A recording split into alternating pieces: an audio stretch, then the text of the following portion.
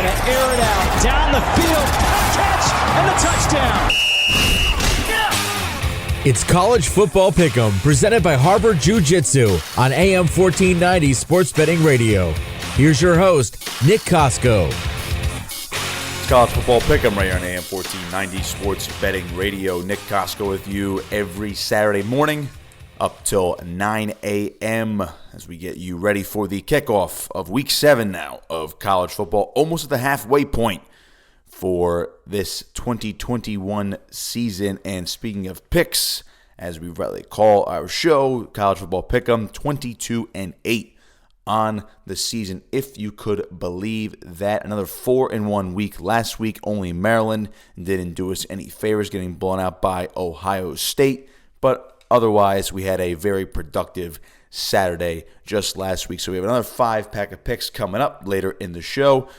See if we can go another 4-1 or not, if not a 5-0 weekend this week, and to get you guys some more money as well. Big day today in college football. A lot of high-profile games in the SEC, some big Big 12 matchups, and obviously we have a new form of parity in college football this season, and that's where I would like to start today, and that just goes back to last week saying Alabama, where are they going to lose? And sure enough, they lost.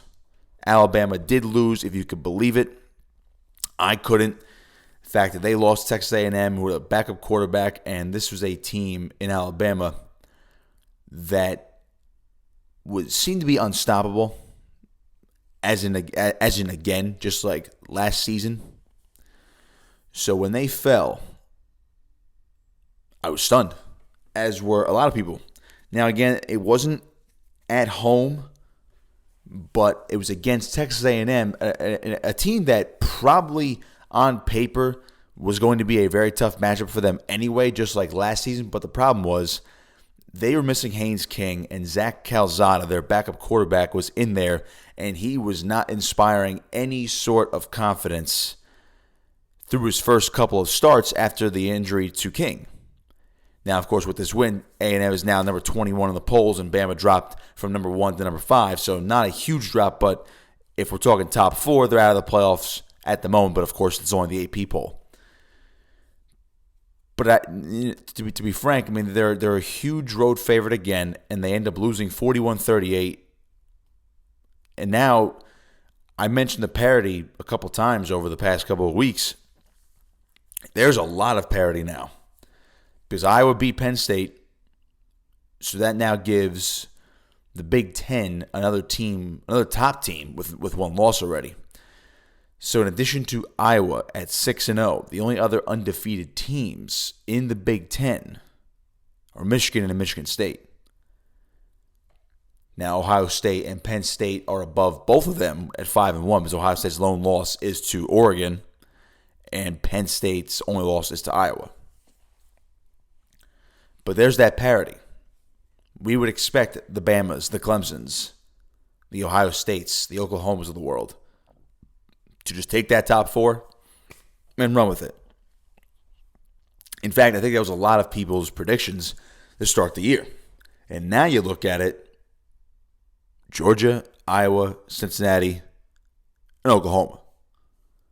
But on the outside looking in, Bama's on the outside looking in, Ohio State, Penn State, Michigan, Oregon, Michigan State to round out your top 10. And don't forget about Kentucky. They're undefeated, and they take on Georgia today. Oklahoma State, they're undefeated, number 12. They take on a Texas team. Again, they have 4 losses. Not 4 losses. They're 4-2, but they're ranked number 25. So those top 12 teams, they're lurking. You still have undefeateds in there. And if you want to talk about other Power 5 undefeateds, Wake Forest is 6-0, and they're at 16. They just need a little bit more respect, and I would say they're not going to be taken seriously unless they are 12-0. But still, the undefeateds are starting to drop. And parity in college football is now a good thing. You don't want to see these same 4 teams over and over. The quality of play is great, don't get me wrong, most of the time. And you eventually get the 2 best teams. And you look at last year, Ohio State and Clemson. Ohio State eventually ran away from them, and you saw an outstanding Ohio State team. The playoff itself wasn't that good last year, but you saw the Buckeyes knock off Clemson. So Clemson got knocked off. So people were excited about that. And in the championship game, it was relatively close-ish in the beginning. Then Devontae Smith took over the entire first half, and then Alabama kind of ran away with it. So the playoff itself wasn't that good last year. But if you have a fresh batch of teams going in, I don't see why this playoff couldn't be magnificent right now. Now, I think a lot of people at the moment would take Georgia, considering they did get 62 first-place votes, all of them, in the AP Top 25. And what's amazing about Georgia, just to kind of switch gears here, they're doing this now without their starting quarterback, JT Daniels. Stetson Bennett has been starting due to the injury to Daniels, and they still have not missed a beat. Even former Georgia quarterback Aaron Murray said at this point, Stetson Bennett should probably stay as a starting quarterback even when Daniels is back healthy. Now, I disagree with that. I think Daniels is the better quarterback, but Bennett looks night and day better than he did last season. Because Bennett was one of the guys brought out of the lineup for Daniels when he finally was inserted by Kirby Smart last year. Now, Murray's argument is Daniels is the better quarterback, but Stetson Bennett is making everybody else around him better. Now, Daniels is limited. He's probably not going to play today. I mean, as far as suiting up, he might, but Bennett's going to start most likely again today against Kentucky.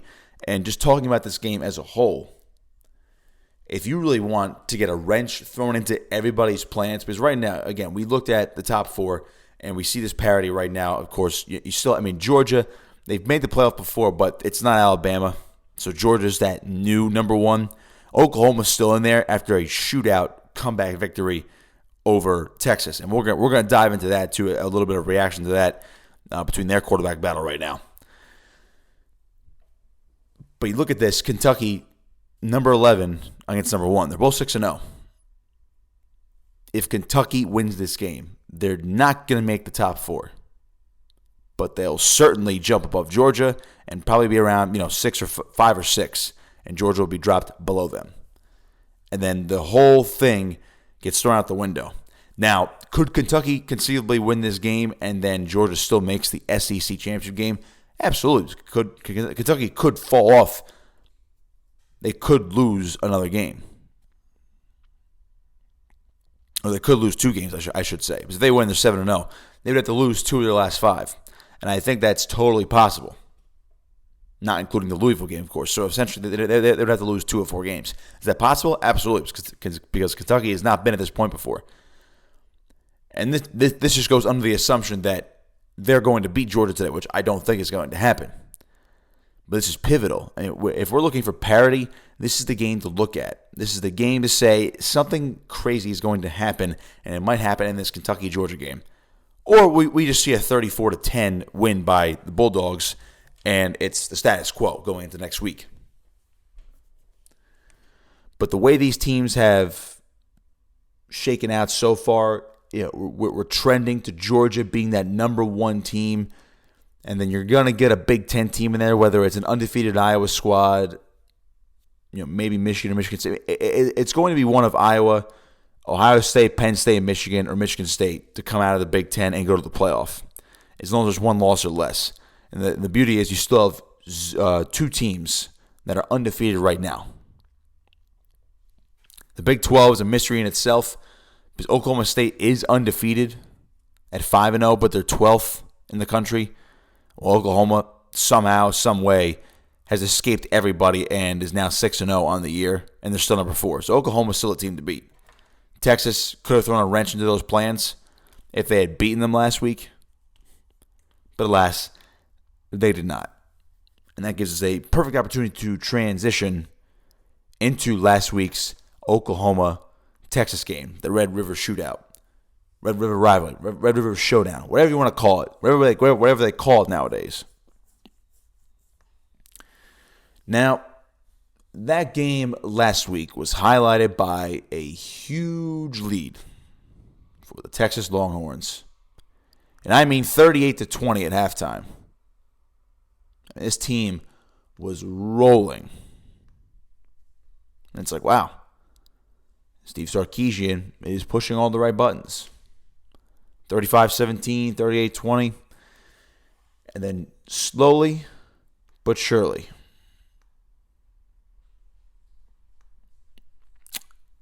the tide turned. Now it's 35-17. And at that point, that is when Lincoln Riley decided to make a drastic change, so to speak. I would say drastic. Now, he's played this man before, but not to this extent. Riley changed quarterbacks, went from Spencer Rattler, a preseason Heisman favorite, to Caleb Williams, a freshman, a true freshman, with otherworldly talent. And guess what happened, folks? Oklahoma won the football game. His first drive, 10 plays, field goal. Now it's the end of the half. Texas kicks another field goal, then it's the end of the half. So it's 38-20. And then the first two drives of the third quarter, punt and a punt. And then Oklahoma gets the ball back, field goal. Texas gets it back, field goal. So you're talking 41-23 near the end of the third quarter. It's still an 18-point ball game. Now, it's the Big 12. These teams can score in a hurry. But in just 4 plays, Caleb Williams got him down the field after a big Kennedy Brooks run, found Marvin Mims. It's 41-30. Okay. And it's near the end of the third quarter. Texas is now going to play a little ball control, up by 11. 3 plays and a punt. That's it. 3 plays and a punt. The next drive for Oklahoma, 9-play drive, led by Williams, 41-33 after the field goal. And now the Oklahoma defense comes alive. Punt for Texas. Guess what happens on the next drive? Touchdown. Caleb Williams again. Marvin Mims suddenly alive again in this Sooners offense. Caleb Williams, 52 yards to Mims. We're tied at 41. And then the fumble on the kickoff. Oklahoma recovers. Kennedy Brooks from 18 yards out. Oklahoma's up 48-41. Texas turns it over on downs. Oklahoma punts. Texas gets it back. We're tied at 48. And then, this is the clutch gene, Caleb Williams got them down. A little combination of some running from Kennedy Brooks. They started at their own 25. Got to the Texas 33. And sure enough, Kennedy Brooks runs it in from 33 yards out. Boom. Touchdown. They have the lead with 3 seconds left. That's it. That's it. What a game. Caleb Williams is that spark. And sure enough, folks, he's probably going to start today. Lincoln Riley's kept it mum, kept it under wraps. But this begs the question again. The whole Rattler situation provides a lot of different conversations. Is he going to stick around? And I would fully expect him to stick around, at least for the remainder of the season. But what happens next year, especially if Williams is this good and Oklahoma goes on to go to the playoff, you know damn well that Caleb Williams is going to be your quarterback in 2022. Which means Rattler is going to be a good teammate and stick around, go to the NFL, or transfer. He's got 3 options. If he sticks around, he's not going to win. He's not going to get the job back. Because Williams is that good, barring injury. He's not going to pull a Jalen Hurts where he transfers after a year of sitting. He's going to transfer right away. He's going to go to the NFL, or he's going to stick around. And I can tell you right now, he's not going to sit around to be a backup.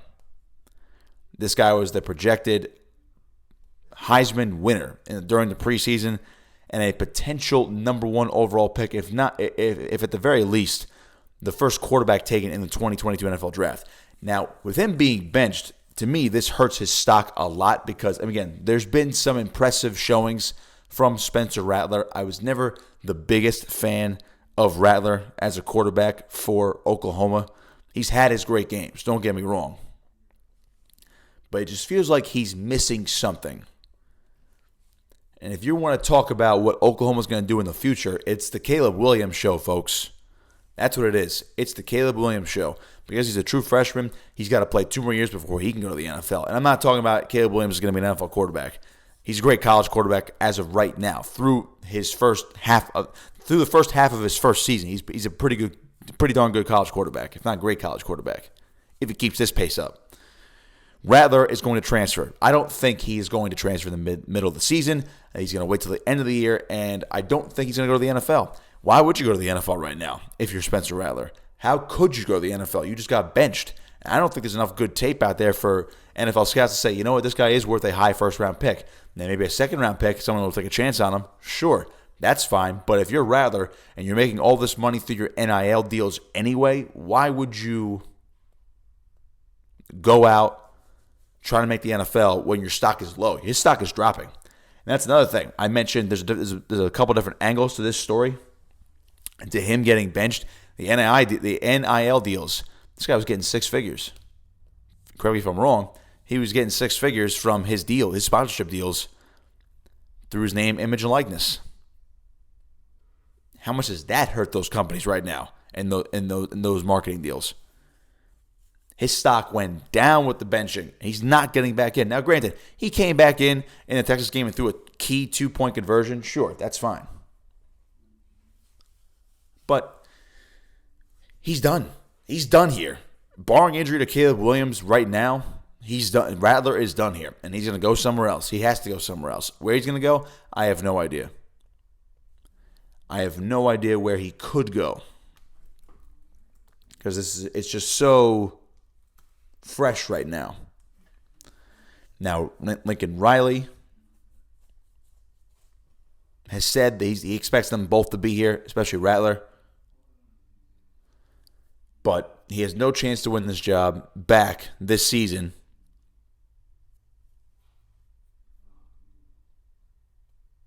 And, I mentioned the NIL deal and why his stock is going down.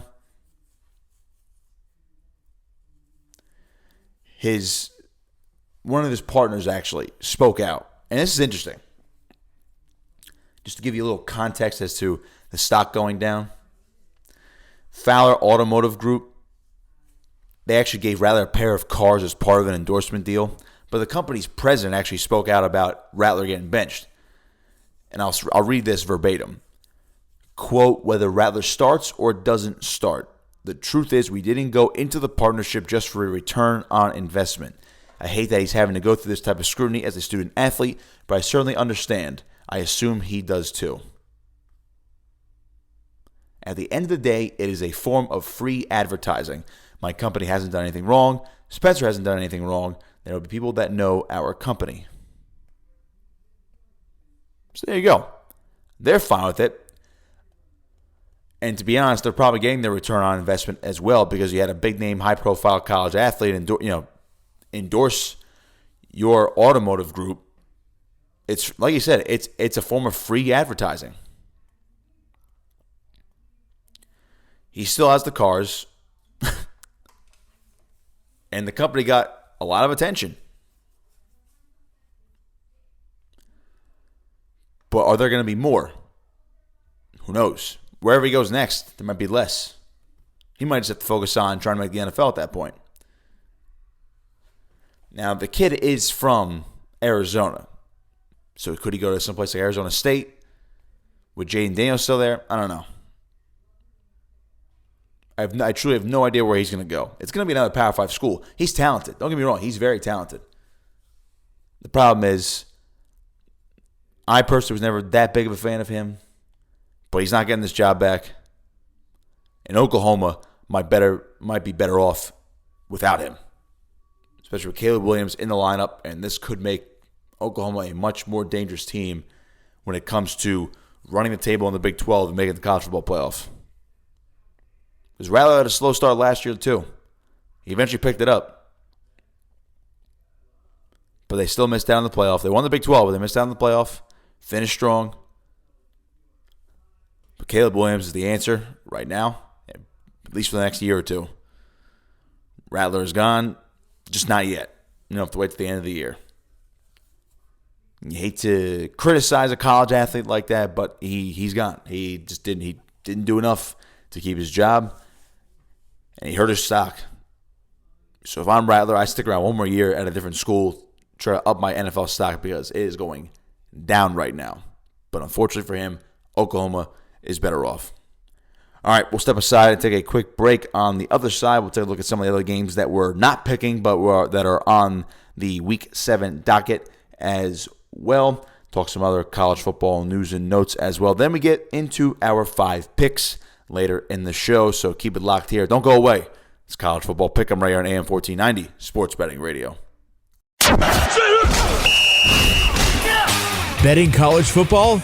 You've come to the right place. It's College Football Pick'em, presented by Harbor Jiu-Jitsu on AM 1490 Sports Betting Radio. Back here on College Football Pick'em on AM 1490 Sports Betting Radio, presented by Harbor Jiu-Jitsu. I'm Nick Kosko, leading up to 9 a.m. So we just dove into a lot from last week to open up today's show, including, of course, Alabama going down. The parity in college football still very alive as, again, Alabama goes down. And then we discussed Oklahoma turning the tide here with the quarterback change, and that just leads to a domino effect. And we certainly, and I bring up Oklahoma again because I just noticed this, folks, and I wanted to actually bring this up. This is actually fascinating to me.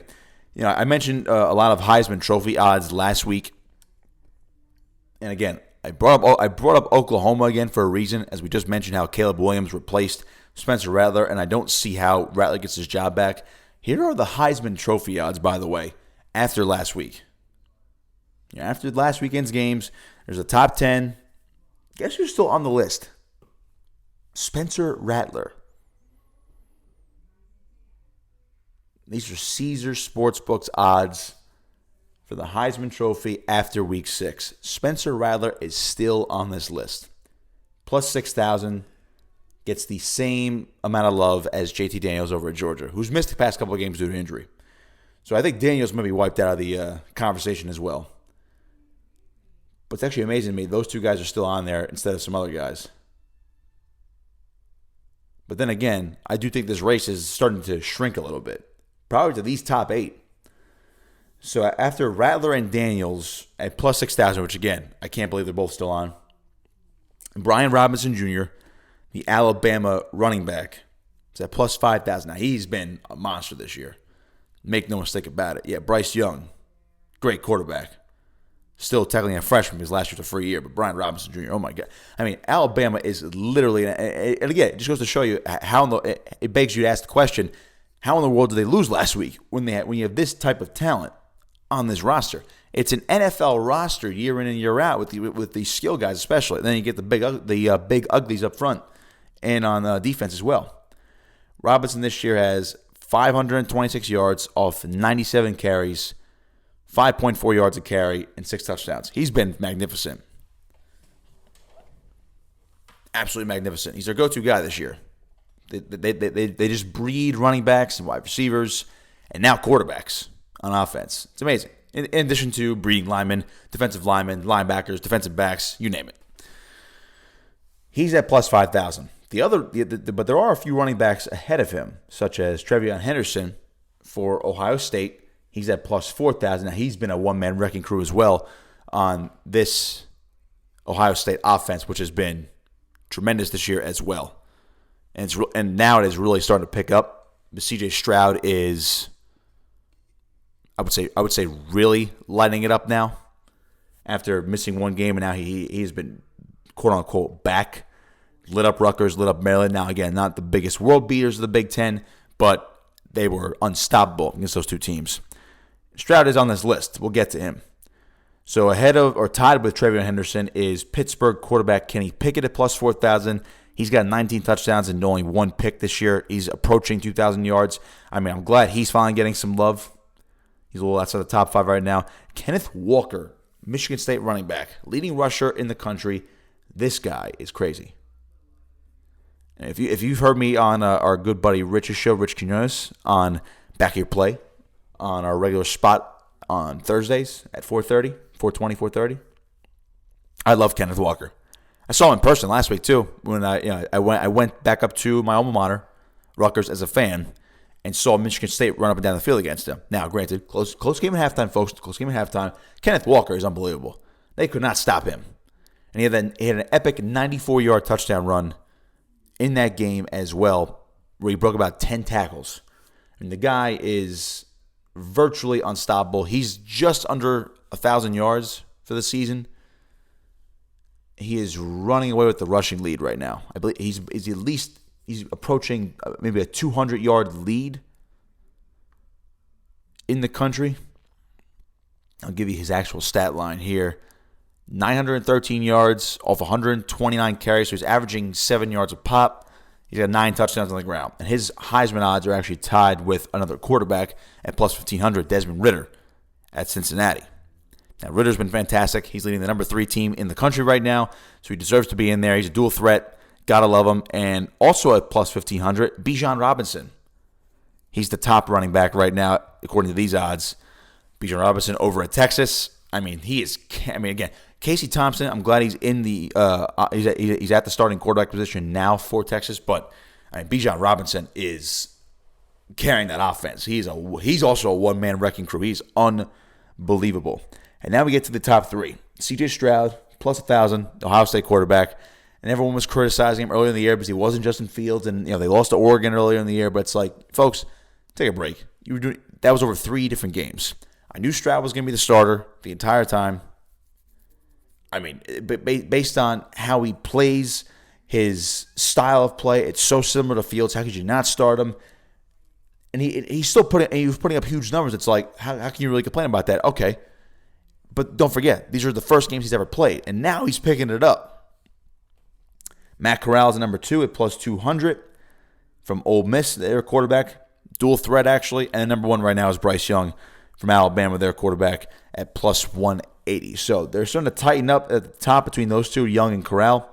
Stroud's making a huge move, and don't forget about Robinson, Ridder, Walker as well. And then you have the other guys on the outside looking in, Pickett, Henderson, and Robinson Jr. Daniels and Rattler, I have no idea why they're still in there. But I wanted to bring that up to start this segment because I still can't believe that, especially Spencer Rattler, even has Heisman odds in the top 10 because he literally just got benched, and he's not getting his job back. So I find that hard to believe, actually.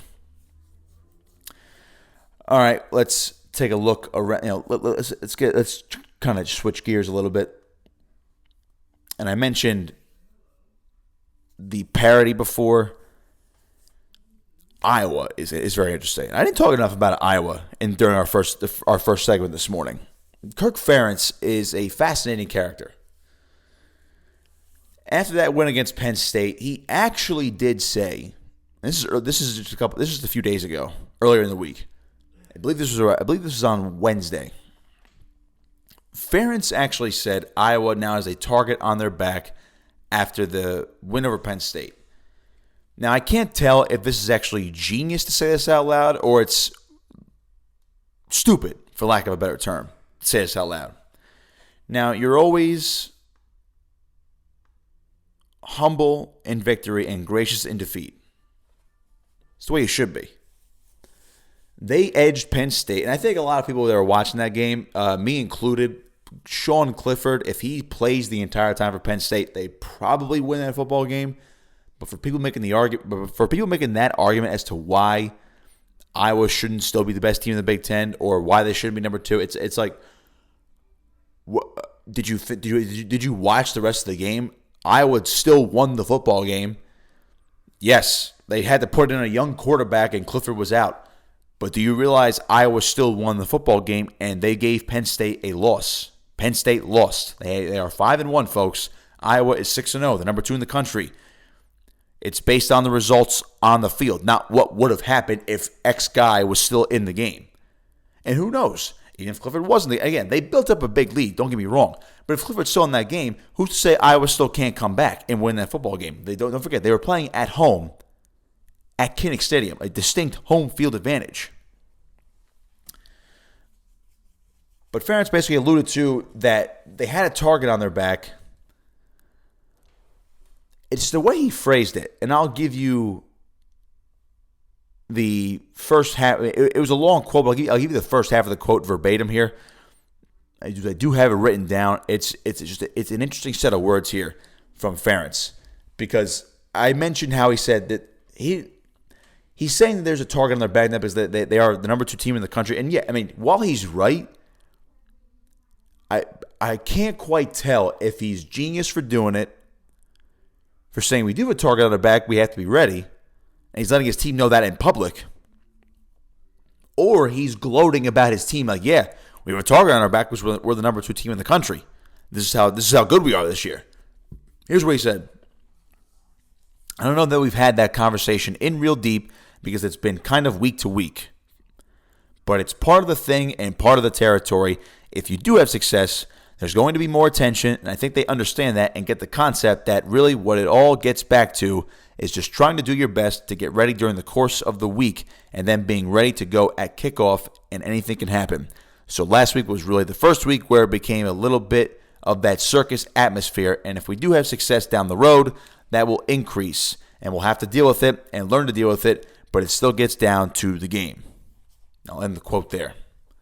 What he said is great. I love what he said, and I do agree with everything he does say. It's just interesting that he actually says it. And he says he kept it humble-ish, but he said if we have success down the road, which was smart to say.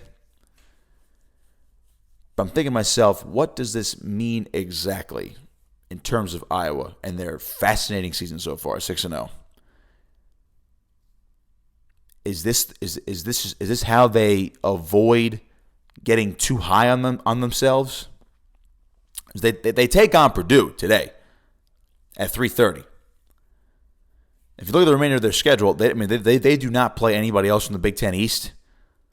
All they play were Maryland and Penn State. They don't play Michigan, Michigan State, Ohio State. They got Purdue. They're at Wisconsin. After a bye week, of course, and they're at Northwestern. They're home against Minnesota, home against Illinois, and they're at Nebraska. So they have all their Big Ten West games coming up. And sorry, they actually play Indiana week 1 as well. So their Big Ten East games this year were Indiana, Maryland, and Penn State. Pretty much a walkover. And in fact, Iowa actually has not played a Big Ten West game yet this year. They haven't played any of their division yet.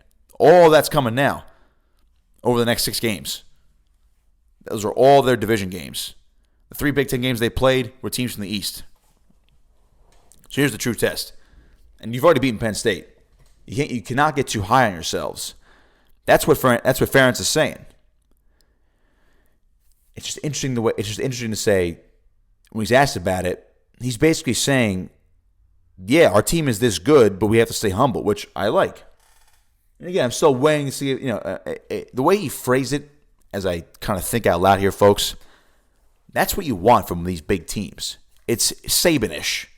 Nick Saban will criticize his team till the cows come home, even if they win 55-10. He'll find something wrong with that game. Yeah, we didn't execute that 2nd and 7 play on the final drive of the game with 2:13 left in the ballgame. That's what you want. And Lane Kiffin's of the world at Ole Miss, if they were in this position, now I'm sure he would give you the coach speak, but he'd be a little bit more boisterous about it. Just the way Kiffin is. But the more and more I think about Iowa right now, and I'm kind of thinking of this in real time, how is this not a playoff team? How is this not the best team in the Big Ten right now? The way they operate, it's so efficient. It's Saban and Belichickian. Ferentz is that type of coach. Now again, he does not have the success of those 2 guys, of course. He's been a very successful head coach. Don't get me wrong, but the way he talks about his team's success, he's like, yeah, we're good. Circus is probably coming to town, but that's if we continue to win. He's putting that challenge on his players. At Iowa since 1999, by the way, folks, Ferentz is 174 and 106. He's won 2 conference titles in his career, 02 and 04. And they only got back in 2015. So the Big Ten championship success has eluded him. He's won plenty of bowl games. but they're waiting for that big one. And I think this could be the year where it's that big one. I have a funny feeling. It's very similar to 2015. It just seems like don't forget, this team was 0-2 to start last year in the shortened season. They won 6 in a row. So they've won 12 in a row. This team is hot right now. I just find that the criticism of Iowa just because, Penn State would have won if Clifford plays. Well, you don't know that. It was at Iowa. Iowa's defense is arguably one of the best in the country. They have a stout running game, and their quarterback play has only steadily improved week to week. It's not the best, but it's improved, especially over last year too. You put that formula together. Plus, you talk about total team cohesiveness. Iowa has that. What other team has a cohesiveness like that right now, other than Georgia? I guess you could argue Alabama, even though they lost. But who else has that right now? We've seen the problems with Ohio State's defense. Penn State obviously just lost to Iowa. Michigan, people are concerned about the stalling offense late in games, and Michigan State's only played half a year so far. Cincinnati's a Group of 5 team. We know the problems with Oklahoma, despite the fact they're still number 4 and undefeated. They had to switch quarterbacks to figure things out. What other team has this total team? What other team has this cohesiveness? I don't see anybody else. Why wouldn't this team make the playoff? So I had enough of the Iowa hate this week. I'm on the Iowa Hawk now. Side note: when it comes to wrestling season, then yes, I'm fully back on the Iowa hate because you love to hate them. You love to hate the wrestling program. But as far as football, where this hate comes, I don't know. I don't get it. This is a really, really, really good football team. It's not a great football team. Enough about Iowa. A couple of other games that we're going to, I'll just gloss over them right now because we're not hitting them in our pick segment coming up. But speaking of Michigan State, they have an interesting game at Indiana. They're a 4.5-point favorite on the road, the Spartans are. Now, Indiana stinks this year. They really, the quarterback play, throw it out the window. Indiana is well below where they were expected to be this year. So that's an interesting line.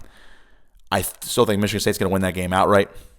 I mentioned Oklahoma State and Texas earlier in the show. Texas is actually a 4-point favorite at home, as they probably should be. Again, it's at home, and Oklahoma State, they're number 12 and they're 5-0, but we're going to find out if the Cowboys are legit. If you look at their schedule, they play, I don't even know who this is in week 1.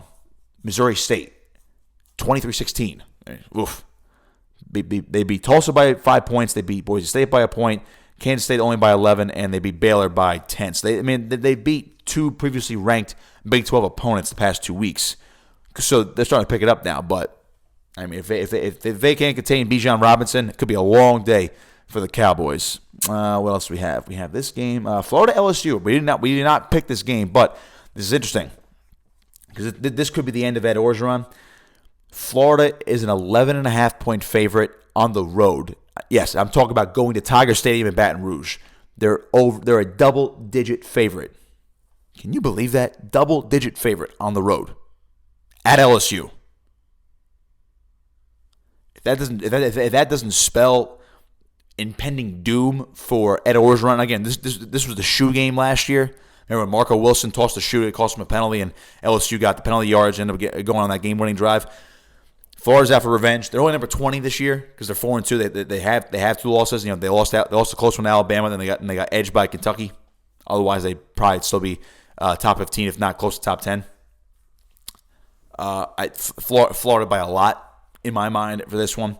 Kentucky, Georgia, as we mentioned it before, it's not one of our games. The line was just too big, but I will mention it right now. 21.5. Kentucky's number 11 in the country, folks. They're 6-0. And they're playing a division foe in Georgia. You would think this line would be a little bit closer? No. That is how good Georgia is in the eyes of Vegas. 21.5. Georgia is the favorite at home at Sanford Stadium. Wow. Over-under only at 44.5, though. So they expect it to be one of those 28-3 type of games. Or like a 31-10 type of game. Which is what I said it very well could be. What else? We have BYU at Baylor. Interesting matchup. And Baylor's not ranked. They have 1 loss. They lost to Oklahoma State. but they can certainly get back into the rankings if they defeat BYU, who's a future Big 12 member. So that'll be interesting. 6-point favorite for Baylor. Total set at 50.5. Alabama is at Mississippi State. They're a 17-point favorite. I feel like they're going to come out guns a-blazing. We mentioned Oklahoma. We mentioned Oklahoma a lot today. They're hosting TCU. They're a 13.5-point favorite at home. Ole Miss, Tennessee. We are going to talk about that one upcoming in our pick segment. We had that game written down. Arizona State at Utah. Interesting. That's a pick'em late tonight in Pac-12 after dark. NC State at Boston College, another interesting one in the ACC. NC State is number 22. They're at Boston College. Both teams are 4-1. But how about this? Wolfpack, 3-point favorite on the road. So there's some of the other games highlighted in the top 25 for you today. Oh, my two schools, my two Group of 5 schools. UCF at Cincinnati. Cincinnati, same thing as Georgia, 21.5-point favorite. I mean, UCF's been decimated by injuries this year, but Cincinnati is that good. So we'll see how they operate there. They should win that game handily. So that's some of the other top 25 contests we have. We are going to step aside now, take a quick break. On the other side, picks coming up. 22-8 on the season. Let's see if we can keep this hot train rolling through Week 7. Keep it locked here. It's College Football Pick'em on AM 1490 Sports Betting Radio. Now back to College Football Pick'em with Nick Kosko, presented by Harbor Jiu-Jitsu on AM 1490 Sports Betting Radio. Final segment of the show here on College Football Pick'em, presented by Harbor Jiu-Jitsu on AM 1490 Sports Betting Radio. It's our 5-pack of picks now, 22-8 on the season. We are rolling after another 4-1 weekend just last week. I don't know what I did this year. And I'm bound to have a bad week. I just don't know when it's going to happen. It could come at the worst time. But for now, we're going to keep this streak going, and we're going to start out with my Rutgers Scarlet Knights at the Northwestern Wildcats. Is at 12 today. Rutgers, this opened up as a pick'em. It was even. Total still at 44.5, but this was even to start the week. And now it's shifted to Rutgers -2, and that is what we saw it at. That's what we picked it at. And how about this? Fun fact, tickets as low as $3. If you want to go see a Big Ten college football game, $3 if you're in the Chicago area for Northwestern, or if you're going to be in Evanston, Illinois. Go figure. Rutgers -2 on the road. I like that. I didn't like them last week. I know they were a popular pick to cover, if not upset Michigan State last week at home. But we took Michigan State -5.5 last week, and sure enough, they ran with it. It was only a 1-point game at halftime, but they ended up running away with it. It was 31-13 the final. But I think after playing basically the 3 top dogs in the conference in Michigan, Ohio State, and Michigan State in 3 straight weeks, Rutgers is bound to bounce back. They have Northwestern this week. They have a bye, then they're at Illinois the following week. So 2 winnable games here, and I'll tell you what, they're still through halfway through the season. They're halfway to a bowl game in Shiano's second year back. That's well ahead where anybody thought they were going to be. So it's possible. I think they're playing with house. I mean, they're still kind of playing with house money this year, but there are a little bit more expectations. But the fact that it's only a 2-point spread on the road, and Northwestern has been atrocious defensively this year, and they just, nothing has really broken right for them. I mean, they do have Evan Hull. I'll give him that at running back. Over 500 yards on the ground, 4 touchdowns. I mean, he's dominating for what it's worth. And Rutgers' run defense is really not that good, as evident by Kenneth Walker tearing them up last week. And of course, you see Trevion Henderson and the Michigan run game to an extent in some spots, but Rutgers did a good job of bottling them up. So I have confidence in them. So we'll roll with the Scarlet Knights right now, -2 at Northwestern today at noon. That game is on BTN's. Rutgers Northwestern, that game is not being put on ABC like Rutgers Michigan was just a couple of weeks ago. All right, Auburn, Arkansas is our next game. Arkansas, of course, the home squad. We had this at 4.5, and the line has not moved. Total at 54. I'm just not a fan. I'm not a huge fan of Bo Nix. Again, he helped the team defeat LSU a couple weeks ago, but the way Arkansas has played this year, I like KJ Jefferson a little bit more. They score a little bit more, and again, they're at home. That's pretty much why I'm taking them right here. And if you look at it, Arkansas, all right, they stubbed their toe big time at Georgia, all right, 37-0. And last week, all right, it happens. You played Ole Miss on the road, but you got beaten a shootout by Lane Kiffin's squad, 52-51. All right, it happens. What are you going to do? At that point, it's like, all right, you put up 51 points, and then now it's up to your defense. And I obviously, to me, I don't think Auburn's offense is as good, even close to Ole Miss's. So I'm thinking Arkansas here. It's less than a touchdown. They are at home. And again, Jefferson is still playing. He's playing at a high level for what it's worth. So let's roll with Arkansas right here, -4.5 at home against the Auburn Tigers. Next game, Pitt at Virginia Tech. I mentioned Pitt already during the show because of Kenny Pickett, who is he's firmly in the Heisman conversation due to his stellar quarterback play. We had this one at +5 for Virginia Tech. And that's where it stayed, actually, up to today. So we are going to stick with that. We're sticking with that. Virginia Tech at home. Now, Pittsburgh, there's been a lot of chatter this weekend, and mostly from head coach Pat Narduzzi, saying that his team, again, they're not ranked. They're 4-1 this year. And I'm trying to see who they lose. Let's see who they lost. They lost to Western Michigan, so tough loss, and it's tough to be ranked after losing to them. They've bounced back the past 2 weeks, and they even dominated their ACC foe, Georgia Tech, last week. But if there's a game that's going to get them ranked this year, it's probably going to be this one if they go out and take care of business. But I just don't see it for some reason because they've struggled in Blacksburg. I believe they're 1-3 on the road against Virginia Tech in their last 4 meetings. And the way I look at it is, folks, Narduzzi could say all he wants that his team is disrespected. Now, again, you have a Heisman candidate quarterback and you're disrespected, but okay. You're not ranked because you lost to Western Michigan, and you struggle for a reason in this place. And that's a pretty big line right there, +5. Or -5 for Pittsburgh on the road as a favorite. We are taking Virginia Tech, folks, +5 at home. And again, you gotta be careful what you wish for. If you want your respect there, Narduzzi, you better go out and take care of business. Now, do I think they can totally do that? Yes, because Kenny Pickett is playing playing out of his mind. Jordan Addison, one of the top receivers in the country right now. 29 catches, 524 yards, 9 of the 19 touchdowns that Pickett's thrown. I can see them running away with this game, but that's, to me, 5. That's a lot of points at home. And again, they've struggled in Blacksburg, so let's take Virginia Tech +5 at home against Pittsburgh. Ole Miss, Tennessee, I mentioned this game before. It's the Lane Kiffin Bowl. Lane Kiffin going back to Knoxville. This will be very interesting. And I find it fascinating that, again, it's an SEC game. It's cross-divisional. And usually, unless one team is a lot better than the other, the home team is going to be the favorite 9 out of 10 times. Ole Miss is the favorite. And when I saw this, I'm like, okay, Tennessee improved now. Look like an improved football team, and they can probably get to a bowl game this year the way they're playing. They're 4-2, 2 wins away. Hendon Hooker is now their answer at quarterback. Okay. I can see it. But Ole Miss's offense, again, their only loss was to Alabama. Again, bad loss by them. Bad job out of them for that game. But that's their only loss.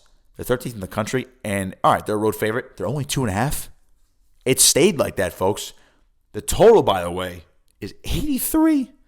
83. They expect one of those 45 to 42 type of football games. I could see it. There might be no defense in this game. I could see that. But hey, if it's 45-42 Ole Miss, we win anyway because we're taking Ole Miss -2.5 on the road. That's borderline a pick 'em, and you know my rationale. If it's below 3, it's like, all right, you might as well just pick the team that you think is going to win outright. And even if I pick Tennessee, it's like, all right, I picked them to win outright, but if they lose by 3, then you're screwed. And now if it was at 3, it's like, okay, I'm safer picking that. So that's why I like 2.5-point favorites. And I know they're on the road, but Lane Kiffin's going to want to show them up so bad today. And again, he did his get your popcorn ready line and drop the mic against Alabama. Then they totally stunk it up. But Lane Kiffin's going to want to show up Tennessee today. It's the Lane Kiffin Bowl, folks.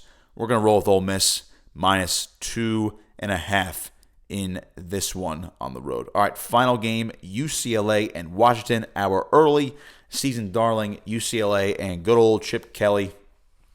Washington is still a 1.5-point favorite. And again, these small lines are basically pick-ems. I like trying to take on some of those. And I like it. And I like it this week for UCLA on the road. Again, 1.5, basically a pick 'em. I'll take it. Total is at 55. Washington struggles to stop the run game, as evidenced by a couple games earlier this year, including Michigan. UCLA has a very stout running game, which is led by Zach Charbonnet, 566 yards, 7 touchdowns on the ground. I think UCLA is due for one of these performances where you're like, okay, they were legit earlier in the year, and again, they dominated Hawaii, but then they beat LSU, and you're like, wow, UCLA. The upset loss to Fresno State kind of threw a wrench into everybody's plans for UCLA, and that's when everybody was like, all right, we're going to forget about them now. They beat Stanford.